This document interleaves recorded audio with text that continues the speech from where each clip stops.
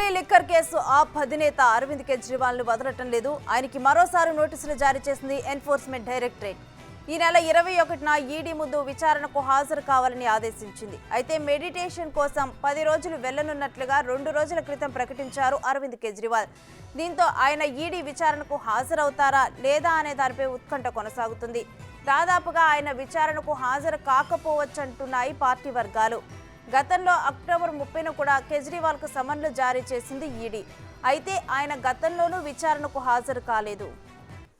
ఇక ఇదే అంశంపై మరింత సమాచారం మా ఢిల్లీ ప్రతినిధి శివ అందిస్తారు. శివ, అరవింద్ కేజ్రీవాల్ ఇటు ఈడీ విచారణకు హాజరవుతారా లేదా అన్న ఉత్కంఠ ఉంది. ఢిల్లీ లిక్కర్ స్కామ్ కేసులో ఢిల్లీ సీఎం అరవింద్ కేజ్రీవాల్ కు ఈడీ మరోసారి సమన్లు జారీ చేసింది. ఈ నెల 21న ఈడీ ముందు విచారణకు హాజరు కావాలంటూ కూడా ఆదేశాలు జారీ చేసింది. అయితే 2 రోజుల క్రితమే తనకు వైద్యం నిమిత్తం బయటకు వెళ్లాలంటూ కూడా నిర్ణయం తీసుకున్నట్లు 10 రోజులు అంటే గతంలో 2018లో కూడా ఈ విపాసన మెడిటేషన్ కి సంబంధించి 2018లో బెంగళూరు వెళ్లారు.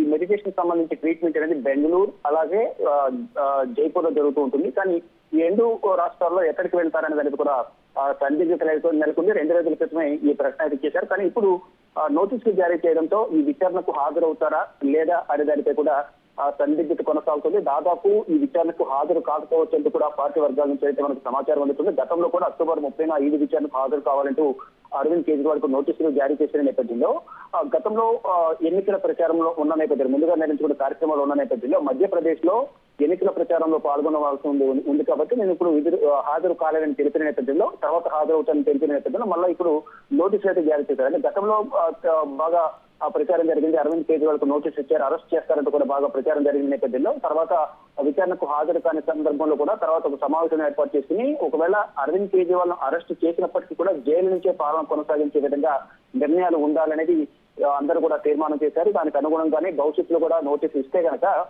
జైలు నుంచే ముఖ్యమంత్రిగా ఉండి తను పాలన కొనసాగించాలని నిర్ణయం తీసుకున్నారు. కానీ ఇప్పుడు ప్రెసిడెంట్ ముందుగా నిర్ణయించుకున్న దాని ప్రకారం అంటే వైద్య చికిత్స నిమిత్తం విపాసన మెడిటేషన్ కి సంబంధించి 10 రోజులు వేరే ప్రాంతానికి వెళ్ళి ట్రీట్మెంట్ తీసుకోవాలని చెప్పి ఒక ప్రకటన విడుదల చేసింది ఆమ్ ఆద్మీ పార్టీ. దానికి అనుగుణంగానే 2 రోజుల తర్వాత మళ్ళీ ఈ రోజు నోటీసులు జారీ చేశారు. అంటే విచారణకు హాజరవుతారా లేదనే దానిపై కూడా ఉత్కంఠ అయితే కొనసాగుతోంది.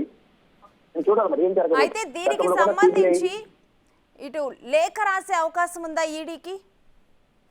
డెఫినెట్ గా ఒకవేళ విచారణకు హాజరు కాని పక్షంలో మాత్రం నేను ముందుగా నిర్ణయించుకున్న కార్యక్రమాలు ఉన్నాయి, నేను వైద్య నిమిత్తం వేరే ప్రాంతానికి వెళ్లాల్సి ఉంది కాబట్టి నేను 10 రోజుల వరకు అందుబాటులో ఉండనంటూ కూడా ఒక లేఖ రాసే అవకాశం ఉంది.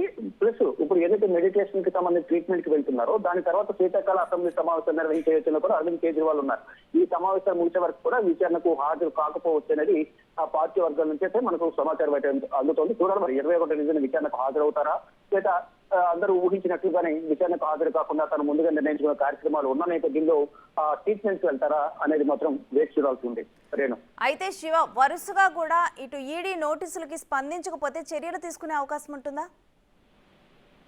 అంటే చెప్పే సమాధానం అనేది ఇచ్చిన నోటీసులకి ఈ చెప్పే సమాధానం కూడా ఏకీభవిస్తే కనుక ఈడీ అధికారులు దానికి సంబంధించి చర్యలు ఉండకపోవచ్చు అని దాదాపు అంటే ఈడీ నోటీసులు 1-2 సార్లు గైర్ హాజరు కావచ్చు, తర్వాత 3వసారి డెఫినెట్ గా హాజరు కావాల్సింది అనేది ఈడీ అధికారుల వాదనగా ఉంది. దీనిలో భాగంగా గతంలోనే సిబిఐ అధికారులు విచారణ కొనసాగితే దాదాపు 9 గంటల పాటు విచారణ చేశారు. విచారణ చేసిన తర్వాత అరవింద్ కేజ్రీవాల్ తిరిగి తన నివాసానికి వచ్చారు. తర్వాత తర్వాత సంజయ్ సింగ్ ను అదుపులో తీసుకున్నారు. తర్వాత మరికొంతమంది మంత్రులపై కూడా ఈడీ అధికారులు సోదాలు చేసి దాడులు నిర్వహించిన పరిస్థితి నెలకొంది. మొత్తం చూసుకుంటే ప్రజెంట్ ఎప్పటి నుంచి కూడా మొదటి నుంచి ప్రధాన సూత్రధారి పాత్రధారి అని అరవింద్ కేజ్రీవాల్ పేరు ప్రస్తావనకు వస్తుంది. దానిలో భాగంగానే మాజీ డిప్యూటీ సీఎం మనీష్ సిసోడియా ఇప్పటికీ గత 9 నెలల నుంచి జైల్లోనే ఉన్నారు. ఆయన బెయిల్ పిటిషన్ దాఖలు చేసినప్పటికీ బెయిల్ నిరాకరించారు. ఇంకా విచారణ దశలో ఉంది కాబట్టి ఇప్పుడు బెయిల్ ఇస్తే సాక్షులను ప్రభావితం చేస్తారని మనీష్ సిసోడియా ఇప్పటివరకు కూడా బెయిల్ ఇవ్వని పరిస్థితి అయితే కొనసాగుతుంది.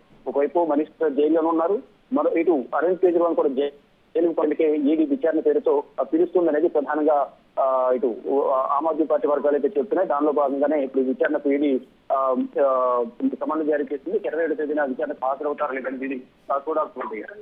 Right, thank you Shiva.